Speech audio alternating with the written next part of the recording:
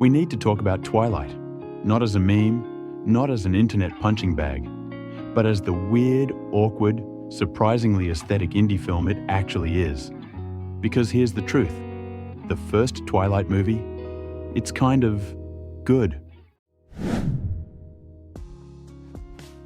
When Twilight hit theaters in 2008, it was instantly iconic, for better or worse. It sparked a billion-dollar franchise, divided the internet into Team Edward versus Team Jacob, and fueled a decade of vampire media.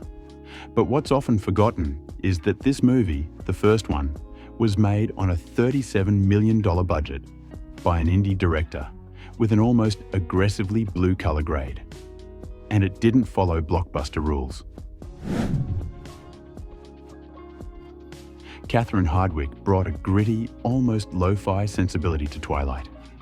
She had previously directed 13, a raw, coming-of-age drama, and you can feel that DNA in Twilight. The handheld camera work, the angsty voiceovers, the awkward teen silence. She didn't try to make it sleek. She made it feel teenage, in all the messy, hormonal, romantic, existential ways that teenagers feel. This isn't a superhero movie. It's a mood.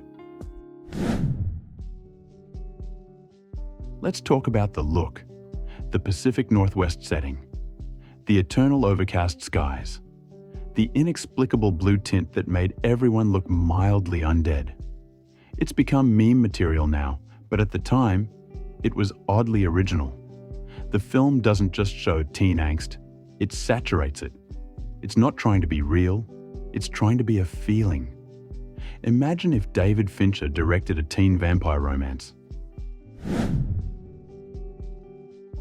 Yes, the acting is weird, but in a way, it works. Kristen Stewart plays Bella like she's barely holding it together. Robert Pattinson delivers every line like he's in a perfume ad, but also a little constipated. And yet, their chemistry is undeniable. It's awkward, it's intense, it's kind of perfect. Because isn't that exactly what first love feels like? Let's be honest, some of these scenes are absurd. The sparkles, the slow-motion apple catch, that baseball scene scored to Muse, objectively ridiculous, but also unforgettable. The first Twilight didn't try to be subtle, it tried to be cinematic. And somehow, it nailed the melodrama. Camp, but make it goth.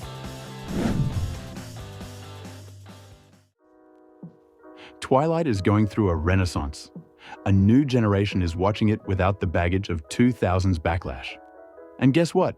They kind of love it.